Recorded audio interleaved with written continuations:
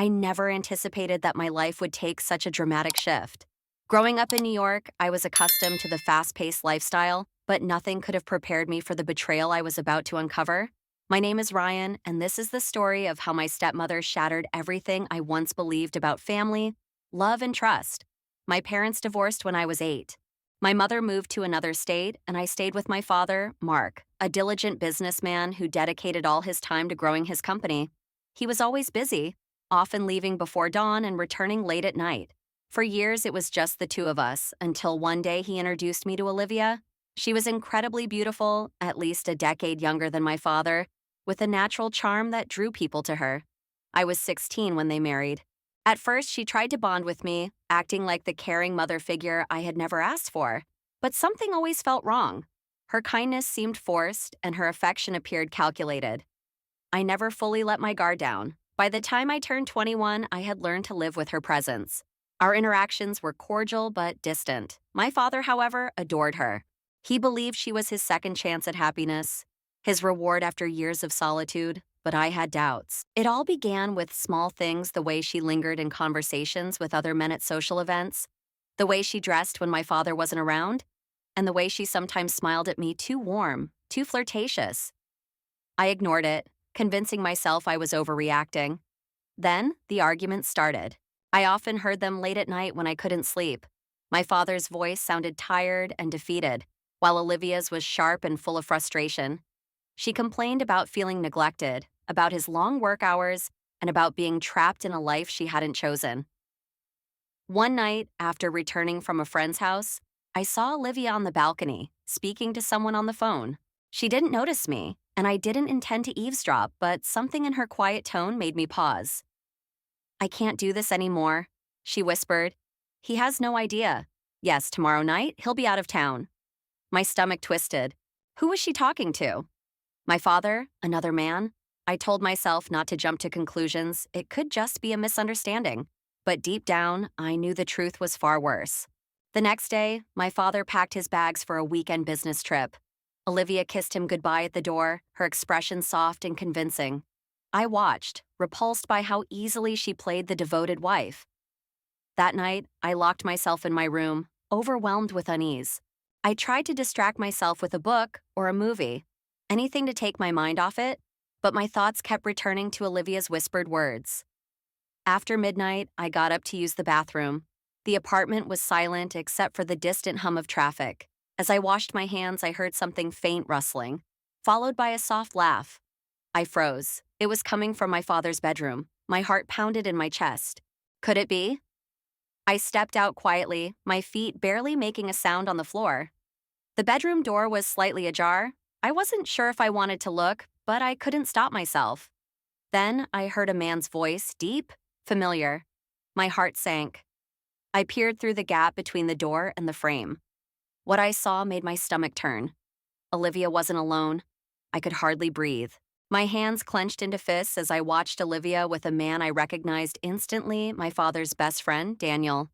He had been a part of our lives for years, someone my father trusted like a brother. The betrayal was so deep, it made me nauseous. I backed away before they could see me, my heart racing. Every part of me screamed to storm in and confront them, to shout, to demand answers. But something held me back. Perhaps it was shock, or the sheer disbelief that this was happening in my own home, under my father's roof. I retreated to my room, closing the door quietly behind me. My body trembled with anger, and my mind raced. I needed proof. With trembling hands, I grabbed my phone and turned on the voice recorder. Slowly and carefully, I made my way back to stand just outside the door. Their conversation was quiet and intimate. Olivia's voice was soft and teasing. "He has no idea," she murmured. "You should have seen him today, completely clueless," Daniel chuckled. "He's always been too trusting. That's what makes this so easy." My stomach twisted. The casual cruelty in their voices was worse than the act itself. This wasn't a mistake, it was deliberate. "I'm going," Olivia said. "Do you think he'll ever find out?" she asked. "Not unless someone tells him," Daniel replied. "And even if he does, you know how he is. He'll make excuses for you." My jaw tightened. They were mocking my father, the man who had given Olivia everything, who had treated Daniel like family. The arrogance of their betrayal made my blood boil. I recorded as much as I could before stepping away. I needed to think. My father deserved to know. How could I hurt him like this? How could I tell him that the woman he adored, the friend he trusted, had been lying to him for who knows how long? I couldn't sleep that night. I lay in bed, staring at the ceiling, my mind replaying everything I had witnessed and heard. The thought of my father coming home, unaware and believing in a marriage that was already falling apart, was unbearable. Morning came too quickly. I left my room feeling drained, but Olivia acted as if nothing had happened. She greeted me with a warm smile, as though she hadn't spent the night with another man. "Did you sleep well?" she asked, pouring herself a cup of coffee. I could barely suppress my disgust. "Yeah," I muttered, sitting at the table, my hands clutching my phone tightly. She studied me for a moment, tilting her head. "You seem off," she remarked. I forced a shrug. "Just tired," I replied. Her gaze lingered as though she was trying to read me. Then her phone buzzed. She glanced at it briefly before setting it down. Probably Daniel, I thought. I needed to leave before I said something I would regret. I spent the day walking around the city, trying to clear my mind. Every time I thought about confronting her, I imagined my father's face, how his expression would fall, how his whole world would shatter. But staying silent wasn't an option. By the time I got back home, I had made up my mind. That evening, Olivia knocked on my door. "We need to talk," she said, stepping inside before I could stop her. I sat up, watching her closely as she shut the door behind her and leaned against it, arms crossed. "You know," she said, not phrasing it as a question. I didn't answer. She sighed, running a hand through her hair. "How much did you see?" "Enough," I responded coldly. She hesitated, then moved closer. "Look, I never wanted this to happen, but your father, he's never around. I was lonely." "I don't want to hear it," I snapped. "Don't try to justify this." She gave a soft laugh, shaking her head. "You sound just like him, always so black and white. Life isn't that simple." I stood up, my hands shaking with barely contained rage. "Life is simple when it comes to loyalty. You don't betray the people who love you." She studied me for a moment, then sighed. "Are you going to tell him?" she asked. I didn't answer immediately, but I had already made my decision. Olivia's question hung in the air between us. I could see the tension in her posture, the slight tremor in her fingers as she waited for my response. She was nervous, but not because she regretted what she had done. She was only afraid of getting caught. "I don't know," I lied. She studied me closely, trying to figure out if I was bluffing. Then she exhaled and sat down on the edge of my bed. "Ryan, listen. I know what you think of me, and I don't blame you, but it's complicated." I clenched my jaw. "It's not complicated. You cheated, you lied to my father, you betrayed him with his best friend. There's nothing complicated about that." She exhaled sharply, shaking her head. "You don't understand. Your father and we haven't been happy for a long time. He's never here, Ryan. I've been alone in this marriage for years." I scoffed. "And that justifies sneaking around with Daniel?" Her lips pressed into a thin line. "It's not just about that. Your father is a good man, but he's not the man I thought he was. He prioritizes work over everything over me, over this marriage. And Daniel, he was there when I needed someone." I could barely look at her, disgusted by how she twisted the blame, portraying herself as the victim. My father wasn't perfect, but he didn't deserve this. She leaned forward, lowering her voice. "You love your father, don't you?" she asked softly. "Of course," I replied, tense. "Then think about what telling him would do to him. It would destroy him, Ryan. You know that." I did know that, and that was the only reason I hadn't already shown him the recording. I wasn't sure how much heartbreak a person could endure, but I knew this would break him completely. "I need time," I said, my voice tight. Olivia nodded slowly. "Take all the time you need. Just please don't do anything rash." She left my room, and I sat there for what felt like hours, my mind in turmoil. I hated that she was right about one thing. This truth had the power to ruin my father. As much as I despised Olivia and Daniel, I wasn't ready to watch my father's world crumble. The next morning, I avoided her as much as possible. I left early and wandered the city, my thoughts tangled in the weight of the decision I had to make. I thought about deleting the recording, pretending I had never seen anything. But the moment I considered it, I felt sick. I couldn't let her get away with it. By the afternoon, I found myself standing outside Daniel's office building. I didn't have a plan. I just knew I needed to confront him face to face. When he finally walked out, he didn't see me at first. He was on his phone, laughing at something, unaware that I had seen him spend the night with another man's wife. I stepped in front of him and he stopped short, his expression flickering with surprise, then something else, something cautious. "Ryan," he said, slipping his phone into his pocket. "What are you doing here?" I didn't waste time with pleasantries. "How long?" His jaw tightened. "What are you talking about?" "Don't play dumb," I snapped. "How long have you been sleeping with Olivia?" His gaze shifted, his lips pressing into a thin line. "Ryan, this isn't something we should talk about here." "Answer me," I demanded. He sighed, rubbing a hand over his face. "It's not what you think. It's exactly what I believed I had cut from you betraying my father when you were supposed to be his friend." Daniel looked around and lowered his voice. "I never wanted this to happen. It just did." I let out a bitter laugh. "That's the best you can come up with? It just happened?" His expression hardened.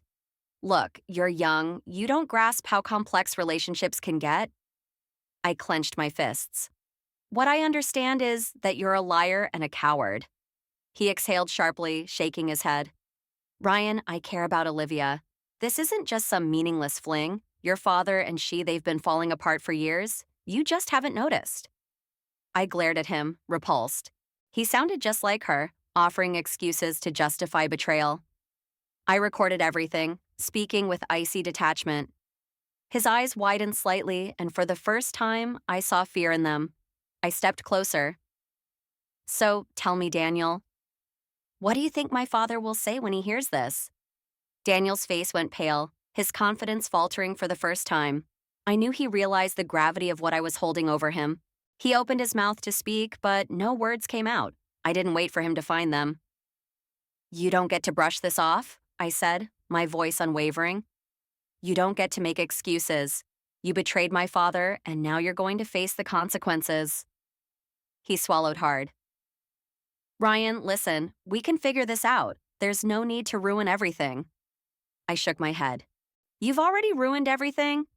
I turned and walked away, leaving him there, stunned.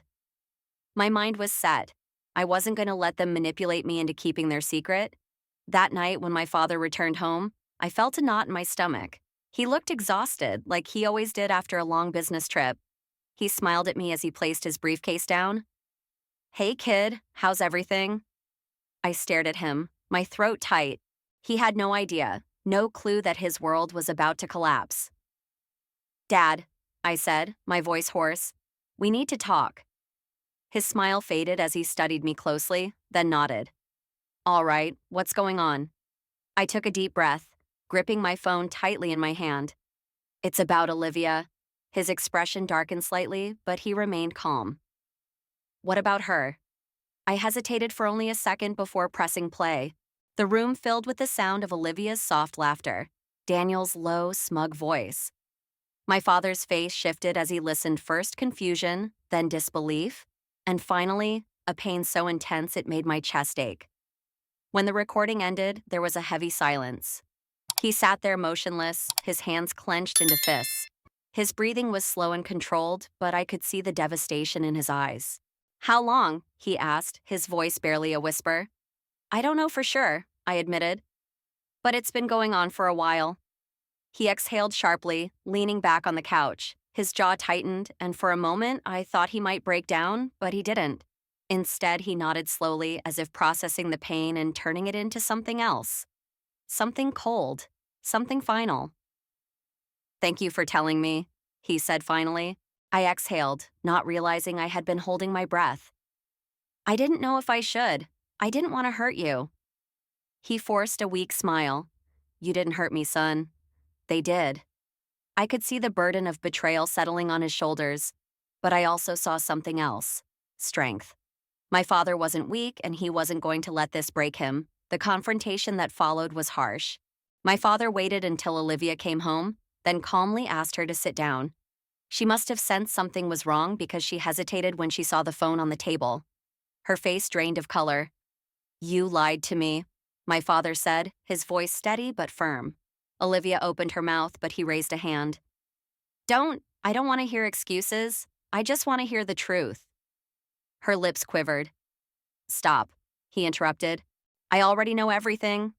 Tears welled up in her eyes. I never wanted to hurt you. My father let out a bitter laugh. That's the thing about betrayal, Olivia. It's never about what you wanted. It's about what you did. She tried to plead, but he was done. He told her to pack her things. It was over. No more discussions, no more second chances. She left that night, her suitcase trailing behind her. The next morning, my father sat across from me at the breakfast table. He looked tired but lighter, as if a burden had been lifted.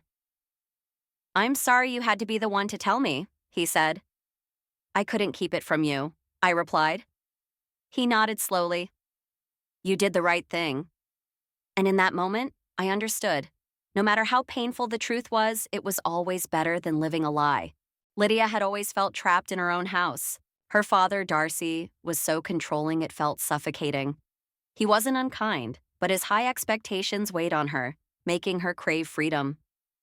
At 22, she had never experienced true independence, and every choice she made was constantly under his scrutiny. The more he tried to shelter her, the more she yearned to break free. Then James appeared in her life. He was unlike the boy she had known growing up older, self-assured, with a mysterious aura that made her heart race. At 30, he carried himself with a natural charisma, knowing exactly how to make her feel noticed. Their first meeting had been an accidental encounter at a cafe near her university, where he flashed a smile that felt like an invitation to another world. Lydia hadn't planned on falling for him, but the thrill was intoxicating. They would sneak out late at night, meet at dimly lit restaurants, and discuss everything except his past. He never shared much about his life, but she didn't press him. She found the secrecy exciting, the rush of doing something her father would never approve of. Her best friend, Emma, was the only one who knew about James, and she wasn't happy about it. You hardly know him, Emma had warned one afternoon in her apartment. And the way he avoids certain questions isn't normal, Lydia. Lydia had laughed it off, calling Emma paranoid.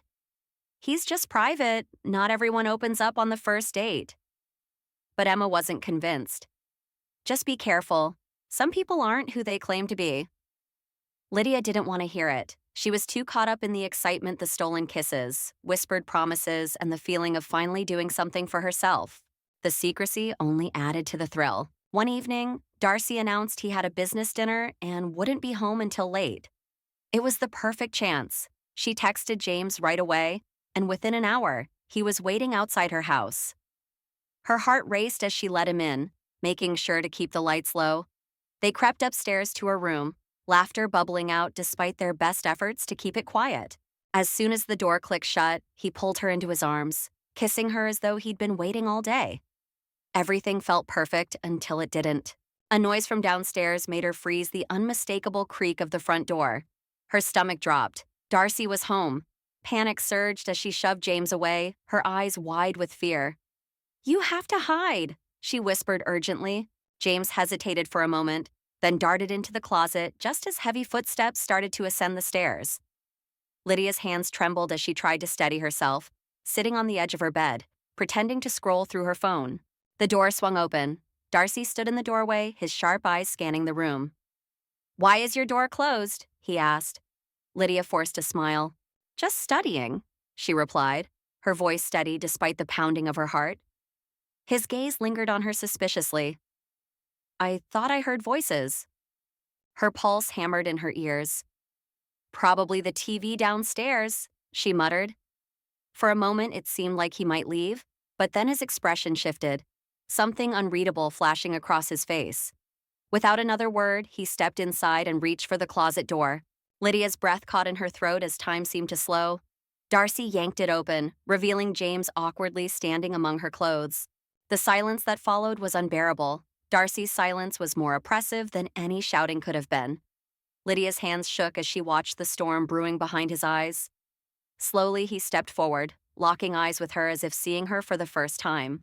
You love him? His voice was quiet but controlled, though there was an underlying edge to it. Do you even know who he is? Lydia's breath hitched.